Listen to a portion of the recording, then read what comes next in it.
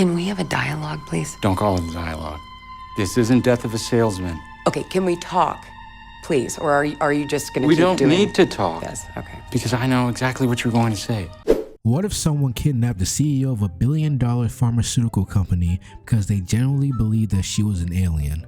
That sounds ridiculous until Yorgos Lanthimos gets involved. Every few years, there's a movie that completely divides audiences. Some people call it a masterpiece, others walk out wondering what they just watched.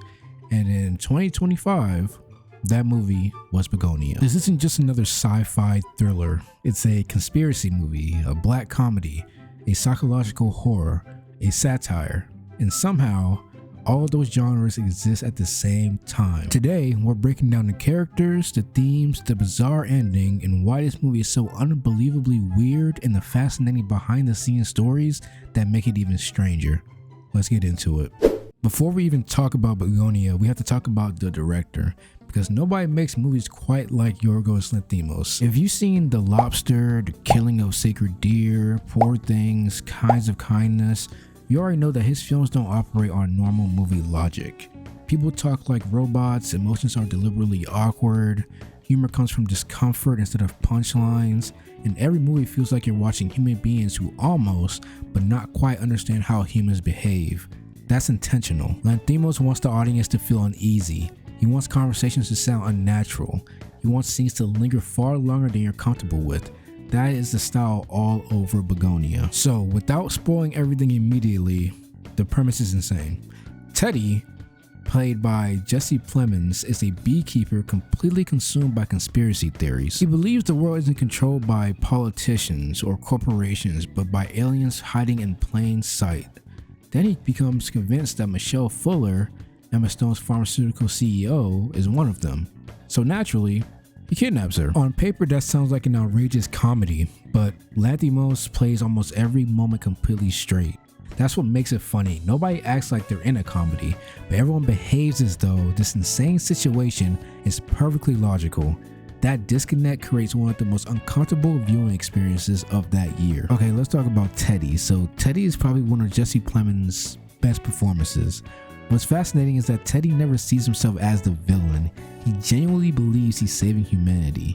That's terrifying because history is full of people who committed horrific acts while believing they were morally right.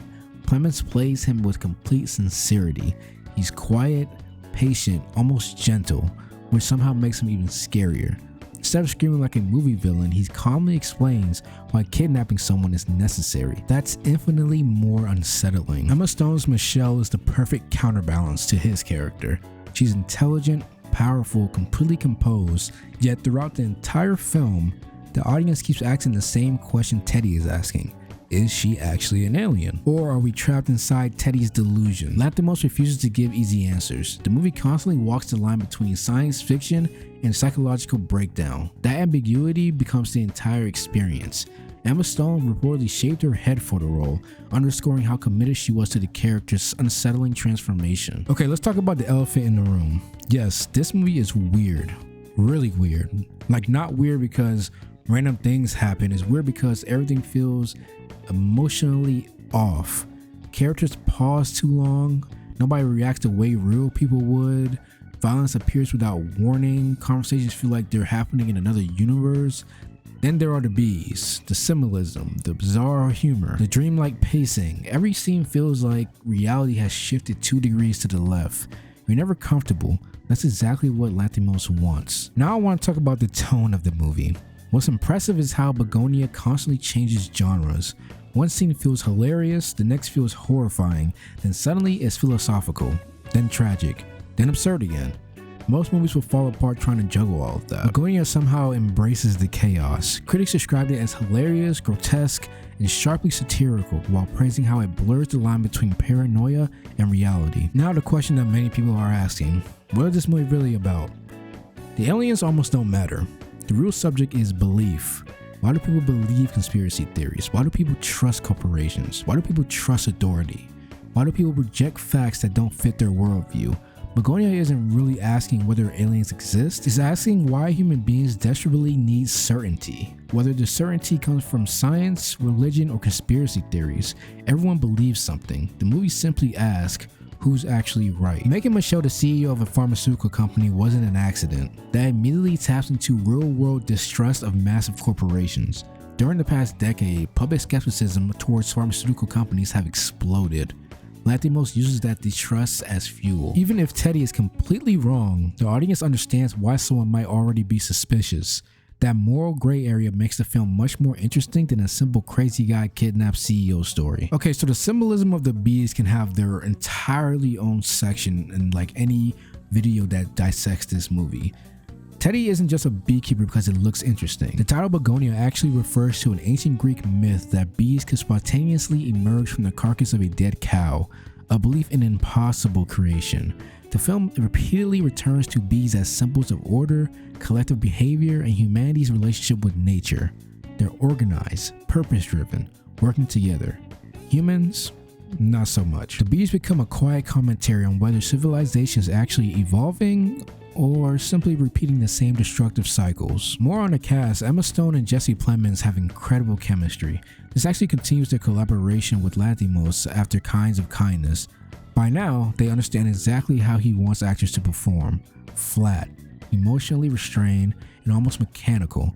For most actors, that would feel wrong. For Lanthimos, that's the point. Here are some fascinating facts. The movie is actually an English language remake of the cult South Korean film Save the Green Planet from 2003, but it changes several major elements, including the making the central corporate executive a woman instead of a man.